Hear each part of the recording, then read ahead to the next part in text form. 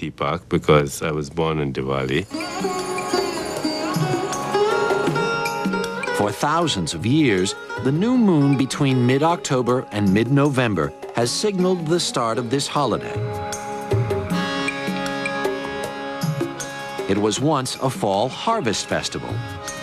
But as Indians moved from agriculture to industry, it became better known as a fiscal New Year, a time for merchants and traders to close their ledger books and start fresh. Festivals, like everything else, evolve over a period of time. And Diwali has also evolved. It is a Hindu festival of national stature, and it's closest to Christmas in terms of its importance for Hindus. Diwali is a celebration of good over evil and light over dark. A victory played out through numerous mythological stories. In one part of the country, the story is told of Lord Rama defeating Ravan, the 10-headed demon. In another, it is the defeat of the wicked demon Narakasura by Lord Krishna. All over India, in little towns and even in the villages, you have the theatrical reenactment of the whole legend and the whole story. Every child incorporates the values that are being articulated in the story as part of their consciousness. It's a mythical, historical hybrid of adventure, mystery, magic, and spiritual teachings. It's an amazing festival because in that one festival, you, in fact, relive something that has gone on generation after generation. As the stories are passed from one generation to the next, so are the traditions. And everywhere from India to the United States, similar rituals are observed.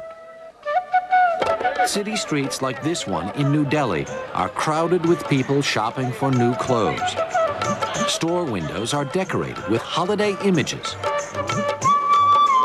Many purchase jewelry or new pots and pans as a symbol of wealth and prosperity in the new year. There are bakeries packed with pastries and sweets, street vendors' carts overflowing with nuts and fruit. My parents used to bring gifts for all the help in the house, for all the servants, and they would give them increases in their salary. They would buy them gifts, they would buy them new clothes, they would buy them sweetmeats and things. There's a lot of celebration, there's a lot of partying, there's also a lot of gambling. The gambling it's reminiscent of the playing of dice between Lord Shiva and Parvati, his consort, on Mount Kailash.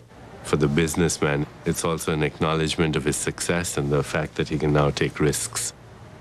Cleaning the house is an important element of Diwali, as you would for any important festival, because obviously you're going to be entertaining and you have people coming over. But also because there is this element of getting the house ready for the goddess to inspect it and to bless it. For many, that goddess is Lakshmi. She is the goddess of wealth and prosperity, an important deity to honor during the fiscal New Year. Lakshmi obviously will not enter a home that is sloppy or untidy or not properly kept. So you have this theme of renewing or cleaning or, sweeping away the old and starting with the new.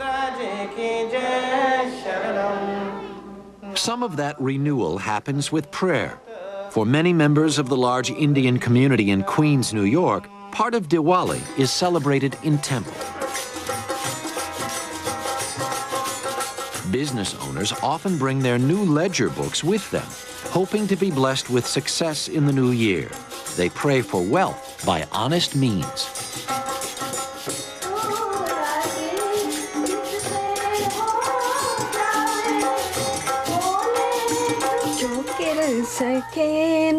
At home, the Sunarayan family continues their prayers with what is known as puja.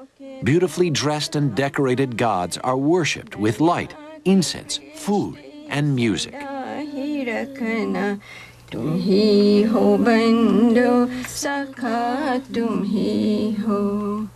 Commonly, it is Ganesh, the elephant-headed god known to be a remover of obstacles who is worshipped, along with Lakshmi, the goddess of wealth. But on Diwali, other deities can be worshipped. My mother, when I was a child, said, Deepak, if you really want to have a lot of success in life, then you should choose Saraswati, the goddess of wisdom. And Lakshmi will get jealous, and then you can consort with Saraswati, and Lakshmi will just follow you wherever you go. It's happened.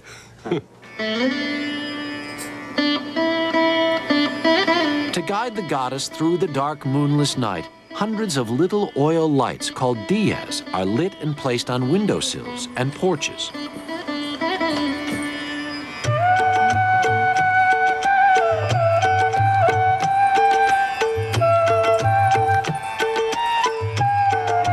People filled the streets with celebratory fireworks and sizzling sparklers.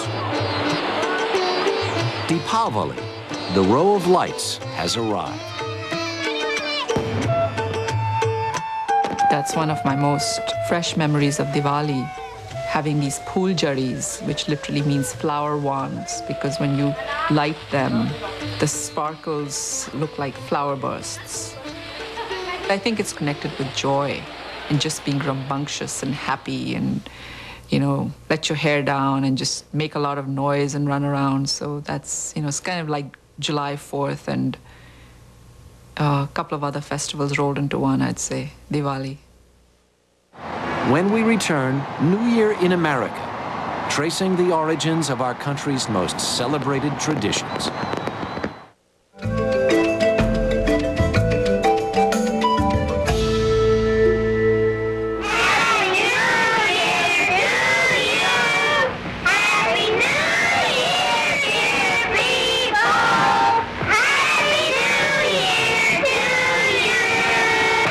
Every culture celebrates its new year in a different way.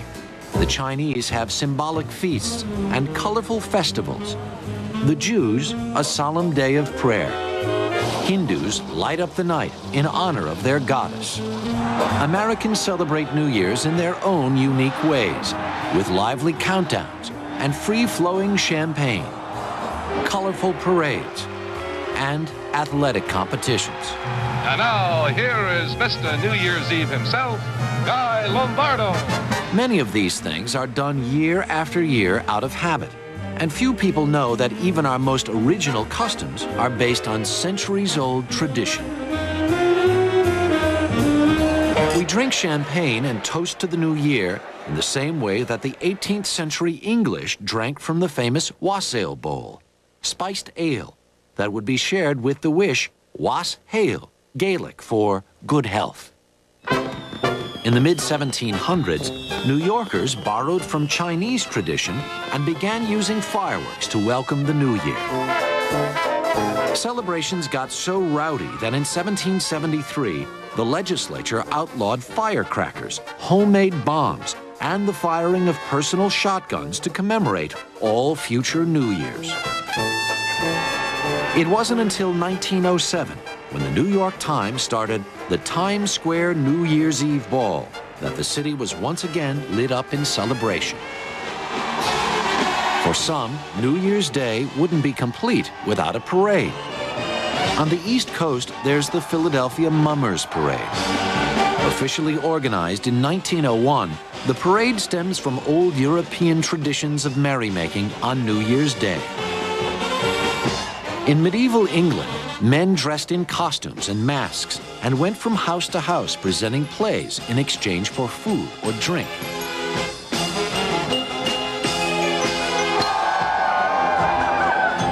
Today, it continues with elaborate costumes, festive music, and spectacular dancing.